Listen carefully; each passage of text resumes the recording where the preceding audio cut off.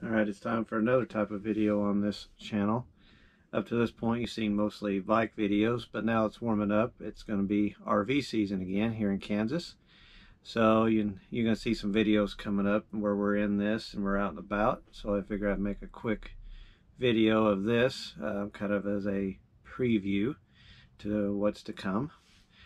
So we've owned this RV since 2013, and at the time it had about 26,000 miles on it. Right now it's got 77,000, so we've put a good over 50,000 miles on it. A lot of good trips, which you'll see when we get to the back. I'll start out with a short, show you the inside. There's nothing majorly changed. We don't full-time in this, so I haven't changed the layout. Kind of like it how it is, so it's just mostly a vehicle to get to where we need to go for the time being. If we ever do full-time in this, there is changes I would do, but it's fine for us as is.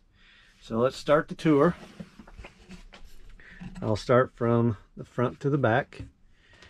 And if you can see, up here it looks a little bit differently. When we got it, it actually leaked over here in this corner. Absolutely nothing would stick to the roof no matter what we tried. Caulking, Eternabond, nothing. So eventually I had to just cut it all out and totally replace this front section. And I might go up on the roof to kind of show you what it is. Haven't figured out what we're going to do with this yet. It doesn't look terrible. And we're not planning on selling it anytime soon, so just may leave it as is for the time being. Standard Chevy chassis, cab, nothing unusual. It is a bit messy. I am changing out the wheel bearing on the front. It decided to loosen up. It wasn't making a noise, but it was definitely loose. So coming back here, you got your standard dinette on one side, jackknife sofa on the other. We did go ahead and change this jackknife sofa out for one that's has a little bit more cushion to it. Going back, pretty much all your standard stuff. I did move a couple of the switches from up here down to here. Back when we got this RV, our youngest one was 2 and our oldest one was 5. So they had a really hard time turning on the lights. And that was a good measure just all around to do that. We kind of had to surface mount it. And here's our gauge cluster. I did add deal for the battery and shows the voltage at a campgrounds. This comes in pretty handy, especially when you're at state fairs. I've seen this thing drop clear down to, what is it, 95, and then at that point it's best just unplug and run your generator because nothing's going to work. So just keep on coming back here. You got your standard upgrade, your oxygenics, nothing fancy about that. In the bathroom, I did add a couple shelves. And when we got it, it only had just like a little medicine cabinet right there. Wasn't good for much. I don't know why they thought that was a good idea. Maybe the previous owner added it.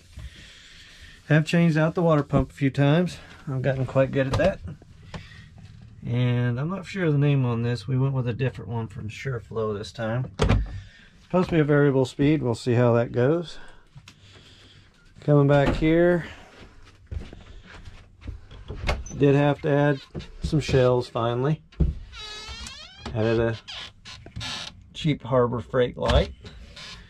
And I pretty much did that for this one and this one. That one just got a light. That's for hanging coats and stuff. Underneath the bed, the only major deal I've did so far is add that second 20-gallon tank. For mostly winter use. We haven't used it in the winter very much the last couple of years, but I didn't feel comfortable with it with the belly tank when it gets down in the negatives. For now, I just ran the cord through on top, the hose. Eventually I may hide it, or may just leave it as is, it's not bothering anything. Alright, let's go to the outside.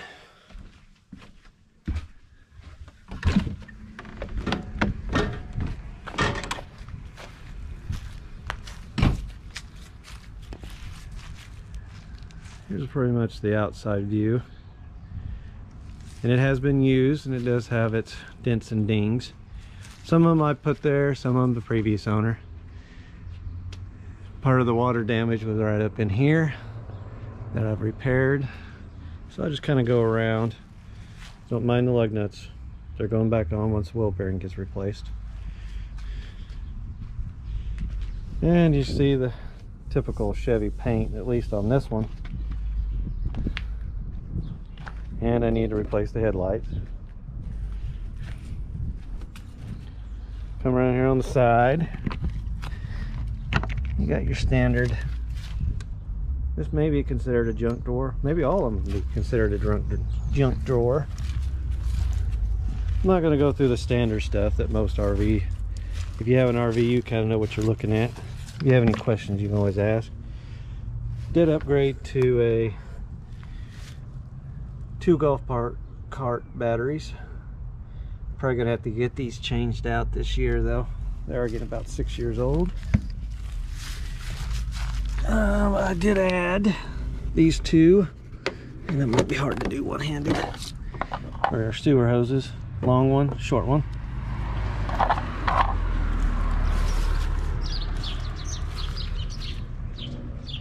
And our map. You can see we've been to a few places. I'm going to add a few this year also. If I was to redo this, I would not put it here.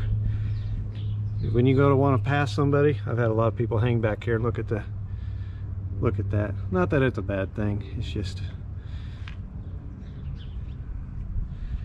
Alright, keep going around.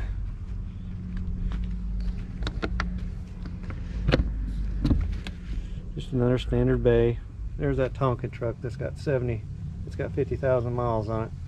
Had that Tonka truck ever since we bought this. Boys don't play with it as much as they used to, but they still do on occasion. And wood drawer, stereo.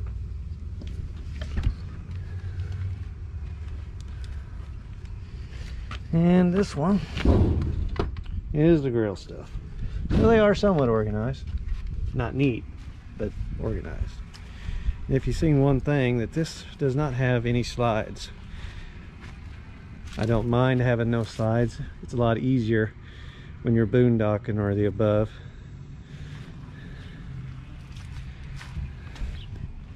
All right, let's go up to the roof.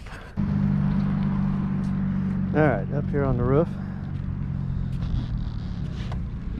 as you can see, our repair here where I cut this section out.